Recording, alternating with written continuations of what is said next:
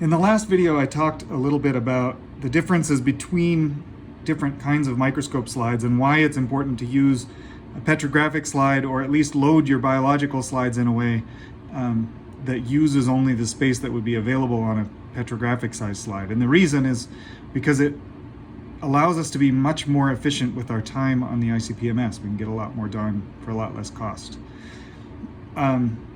In this video, I'm going to show you what I do if I have otoliths that are already prepared on an individual slide, one sample per slide, and I want to transfer them to a single slide to analyze more at one time. So I'm going to show you what I use and how I do it. In order to do this, we're going to need to be, so we have all these samples that are one to a slide. There's one little otolith here. They're all little juvenile otoliths. And we need to cut them apart and put them on this slide, with as many to a slide as possible. And that means being, one, very careful not to disturb the otolith itself. They're bonded to the slide with heat set crystal bond glue. We don't want to mess up the otolith, and we don't want to pop it off the slide, but we do want to get it off the slide or cut the slide down and make it smaller so we can put them all on one slide. And the way that we do that is to cut up those slides into little squares and glue them down, and then we can get as many as 21 samples per petrographic slide.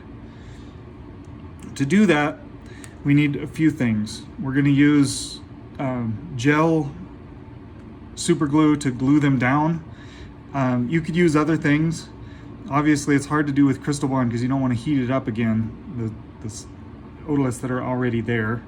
We find that the gel super glue works pretty well because it gives you a little bit of work time and it kind of fills in the spaces if there's some inconsistency in the slides.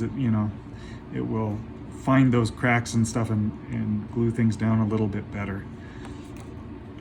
You also need a razor. You can do it with regular razors, but I have found, and it's really important to keep them sharp, that these razor scraper holders really help your hands. If you're doing 100 otoliths a day, holding a razor can be really tough. And so we're gonna change the razor blade in this holder and clip it in, and we're gonna have a nice sharp blade for this demonstration.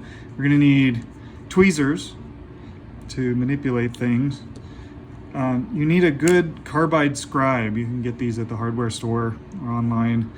There's different varieties. I have found some are better than others, but it has to be carbide. It can't be a steel scribe because you're needing it to etch the glass in order to break it.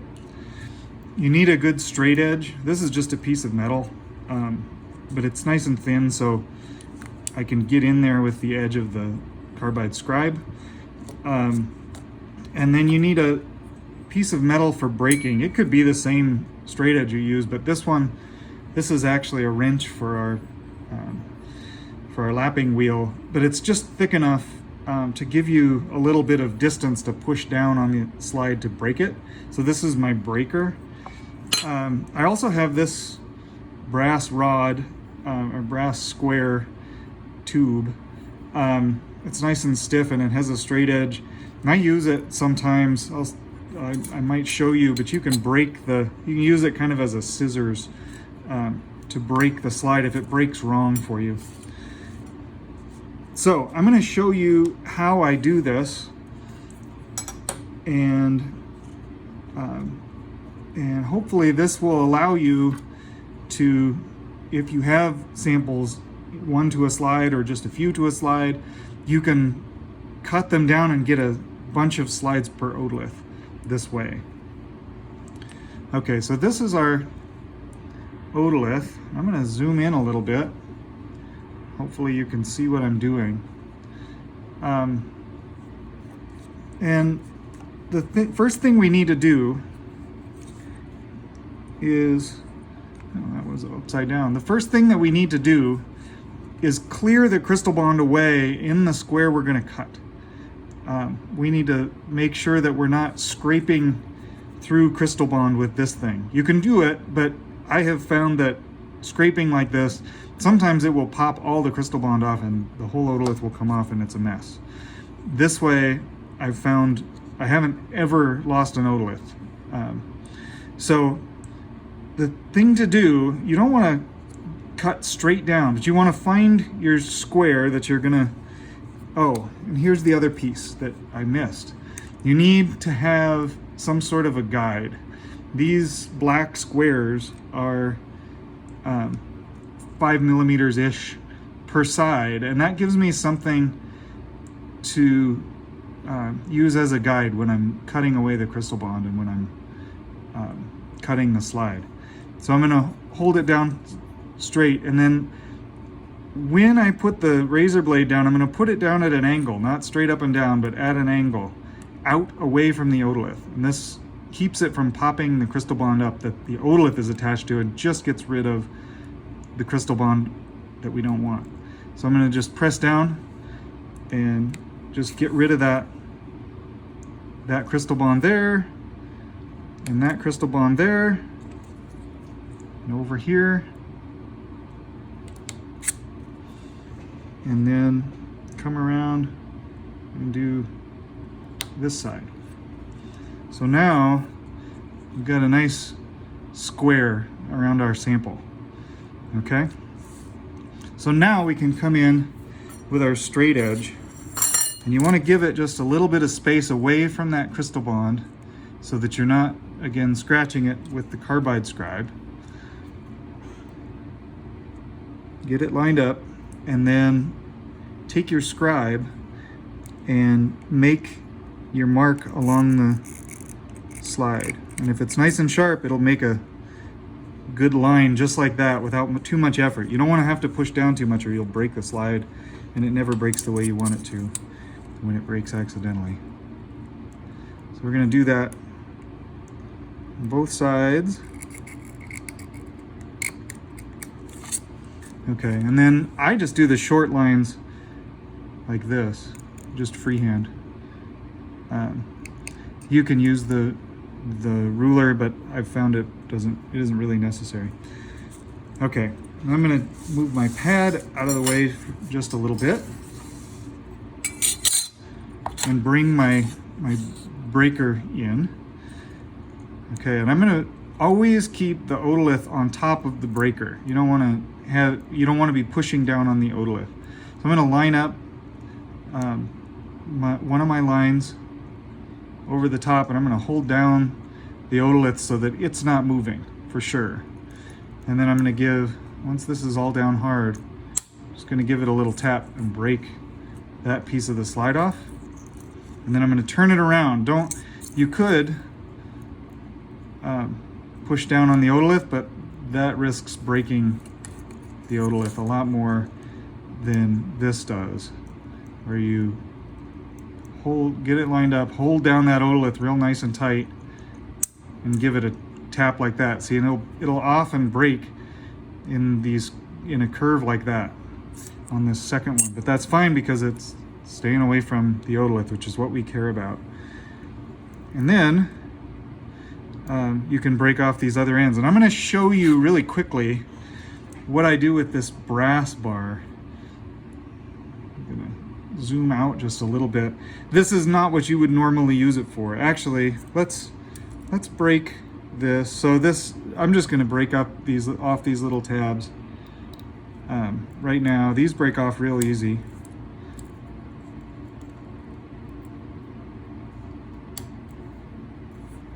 And we're left with just that sample on the glass. So that's great, and we're going to get back to that later. I'm going to show you right now how you use how I use this brass bar to break something that broke badly for me.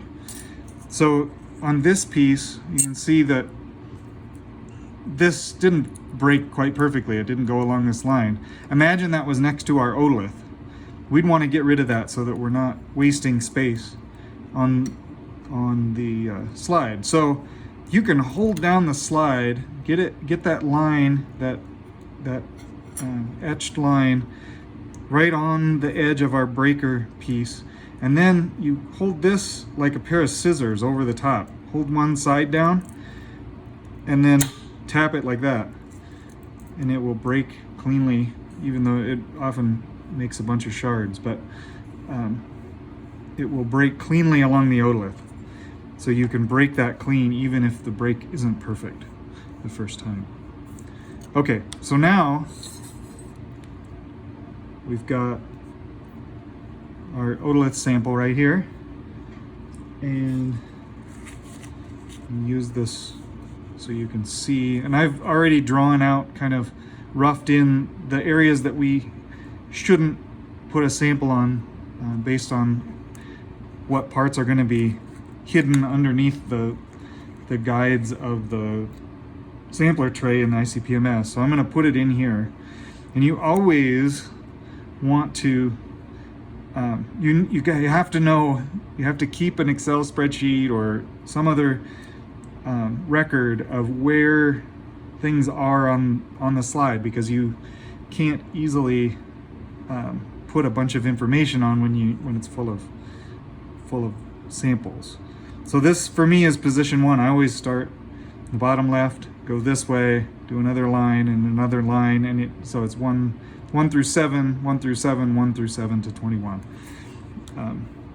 Is usually how it works for me. All right, so I'm going to put just a little dab. It doesn't have to be very much. That's probably too much, really, of gel super glue where I want the sample. And then I always try and keep my samples oriented the same way in terms of the way the otolith is positioned, if I can. And I'm just going to lay this right on top, keeping inside my lines, and push down, not on the otolith. And there it is. And you can give it a couple minutes to dry. And then I will use my engraver tool. If you don't have one, it's very worth getting one. They're very handy, and more handy than the Dremel tool. Either each time I put a sample on, or after I've finished, I will number them all, and I do it on the back. Because as long as I'm keeping my records well on as I'm loading the ICP-MS, I know which one is one.